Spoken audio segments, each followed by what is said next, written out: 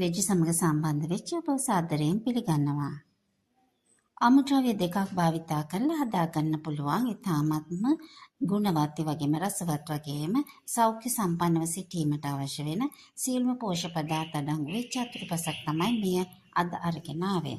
මෙතන අරගෙන තියෙනවා ගස් ලබෝ. එතකොට අපි කියනවා පැපොල්. මේ ගස් ලබෝ සාමාන්‍ය ගස් ලබෝ වෙන්න ඕනේ. මේකට කිසිම ජාන විකෘති කරන ලද ගස් ලබෝ නොවිය යුතුයි. ඇට සහිත සාමාන්‍ය පරිසරයේ හැදෙන ගස් ලබෝ තමයි ඉතාමත්ම සුදුසු වෙන්නේ. මගේ දෙවෙනි අමුද්‍රව්‍ය තමයි මීපැණි. මීපැණි ගන්නකොට සීනි කලවම් නොකරන ලද ඉතාමත්ම ගුණාත්මකව හොඳින් නිෂ්පාදනය කරන මීමැස්සන්ගෙන්ම ස්වභාවිකව නිපද වෙන මීපැණි නම් මේකට ඉතාමත්ම සුදුසුයි. මෙම පැපොල් සහ මීපැණි මිශ්‍රණය ඉතාමත්ම පෝෂක ගුණය අතින් ඉහළ, ඒ වගේම කිසිදු අතුරු ආබාධයක් ඇති කරන්නේ නැති, ඒ වගේම ජීර්ණ පද්ධතියේ ක්‍රියාකාරීත්වය ඉතාමත්ම හොඳින් සිද්ධ කිරීමට උදව් වෙන, ඉතාමත්ම පහසුවෙන් පිළියෙල කරගන්න පුළුවන්, පහසුවෙන්ම නිපදව ගන්න පුළුවන්, පහසුවෙන්ම මේ දේවල් ලබා ගන්න පුළුවන්. මම මේ පැපොල් වලට එකතු කරනවා මීපැණි මේස හැඳි දෙකක්. මීපැණි වල තියෙන ගුණ වර්ග අතරට ජීර්ණ පද්ධතියටත් වගේම සියලුම අත්‍යවශ්‍ය පෝෂක පදාර්ථ සහ විටමින් khනිජ ලවණත් ඉතාමත්ම සුලභ වශයෙන් අඩංගු වෙනවා.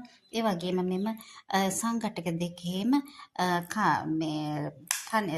නිර්මාණය වෙන්නේ ඉතාමත්ම සෞඛ්‍ය සම්පන්න ජීර්ණ පද්ධතියක්. ඒත් එක්කම ජීර්ණ පද්ධතිය ආබාධ නැතිවීම කියන්නෙම සෞඛ්‍ය තත්ත්වයේ උසස් වීමක්. ඒ වගේම මේකේ තියෙන මේ පැණි වල තියෙන අනිකුත් ගුණ අතර ඇන්ටි ඒජින් ප්‍රොපර්ටිස්, ඒ කියන්නේ වයස්ගත වීම පාලනය කිරීම, ඒත් එක්කම ඇන්ටි ඔක්සිඩන්ට් ප්‍රොපර්ටිස්, ඒ කියන්නේ ඒකේ වෙන මොනවා හරි ඇඟට ඇතුල් වෙච්ච මුක්තකාරක තියෙනවා නම් ඒවා විනාශ කර දැමීමේ හැකියාව අතිනොත් මේ පැණි තාමත්ම ඉහළයි. මෙම කම්බිනේෂන් එක මෙම මිශ්‍රණය භාවිත කරන්න පුළුවන් නම් සතියකට දවස් 3-4ක්වත් ජීර්ණ පද්ධතිය ඉතාමත්ම සෞඛ්‍ය සම්පන්නව තියාගන්න පුළුවන්. ඒත් එක්කම නිරෝගී බව ප්‍රාර්ථනා කරන ඔබට ඉතාමත්ම පහසුවෙන් ලබා ගන්න පුළුවන් අමුද්‍රව්‍ය දෙකකින් සාදා ගන්න පුළුවන් ඉතාමත්ම ගුණවත් වගේම රසවත් මෙම අතුරුපස භාවිතා කරලා ඔබගේ සෞඛ්‍ය තත්ත්වය වැඩි දියුණු කර ගන්න පුළුවන්. මෙම වීඩියෝට සම්බන්ධ වීම ගැන ඔබට ඉතාමත්ම ස්තුතියි. නැවතත් අපි මෙවැනිම වීඩියෝකින් හමු වෙමු. ඔබට සුබ දවසක්.